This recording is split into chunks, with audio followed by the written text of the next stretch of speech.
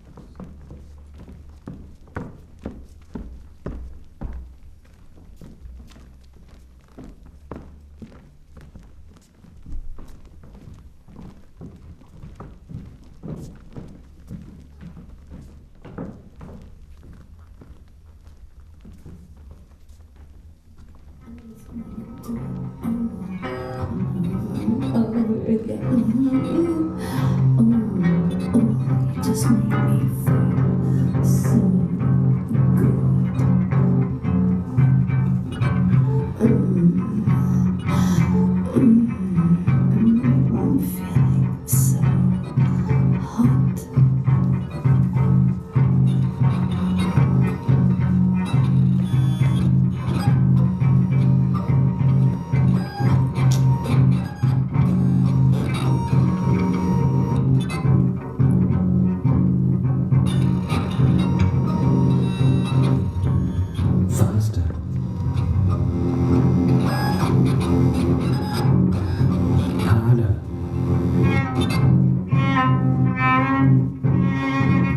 feeling so hot.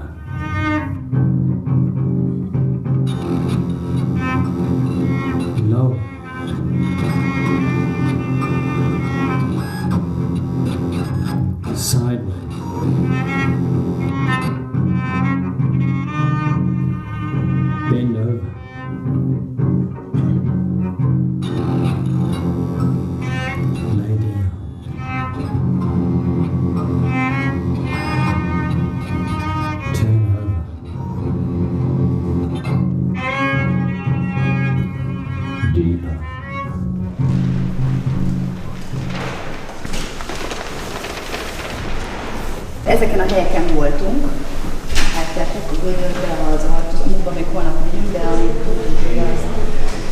És akkor itt megvan a maga a workshop foundation és így, és akkor itt név szerint. És akkor azt írtuk le, hogy ők azt írták le, hogy mindegyik helyen, hogy mi van. Tehát, hogy ez alapvetően ez a táncművészeti főiskola, hogy ez egy táncfőiskola, ő a direktor, és akkor mindenhol az is le van írva, hogy ez az épület, ez gyár, vagy micsoda, tehát hogy mi volt eredetileg.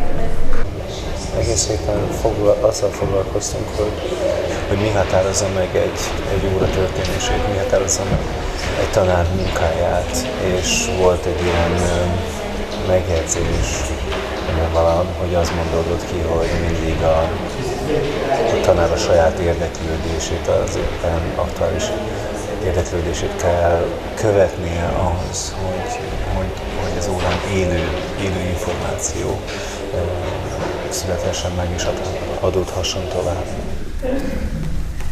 Hála Istennek, ez egy óriási konyha, van benne hely.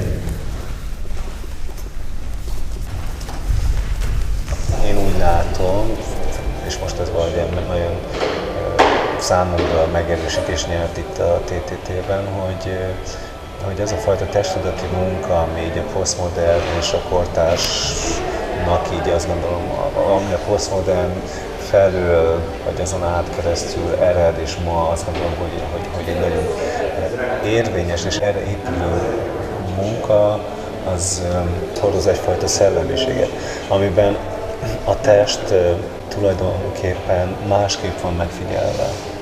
Tehát egyfajta holisztikus, vagy az embert a saját tudat-szellem-test integrációjában figyeli, és oda pedig a mozgáson keresztül jut el.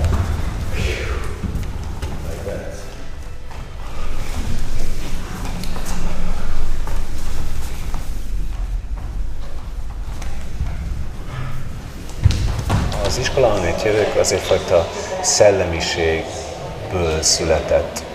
Biztos, hogy volt ott mögött egy mozgásvágy, egyfajta fizikalitás, de az Iván eleve ő színházból jön, és ami a színházból őt a mozgás felé telet, az eleve egyfajta koncepció volt, tehát egyfajta szellemiséget teremtett aköré, hogy ő miért is akar mozogni, és aztán a mozgás még több adalékot hozott ehhez. Eleve abban az iskolában, amelyben én akkor beléptem, ami hát eleve egy underground dolog volt, bár mondjuk én már 92-ben jöttem, illetve akkor már túl voltunk a rendszerváltáson, de ahol ez született, az teljesen egy underground dolog. Továbbadás vagy megosztás az a szó, ami igazából jobban leírja azt a tanulási folyamatot, amiben együtt dolgozunk másokkal. Tehát nem is annyira tanár és diák felépítésű lesz ez a rendszer, hanem egy közös munkacsoport. It merged with the more traditional ballet school, and then it started to fade away, and now I heard the last news, I heard that really nobody is studying anymore any of this information that I want to present you in this pre-work of the piece. Let's see it. This one. A friend of mine who I studied with in Holland, she was in one of the first PhD programs in the United States in, I think, 2002.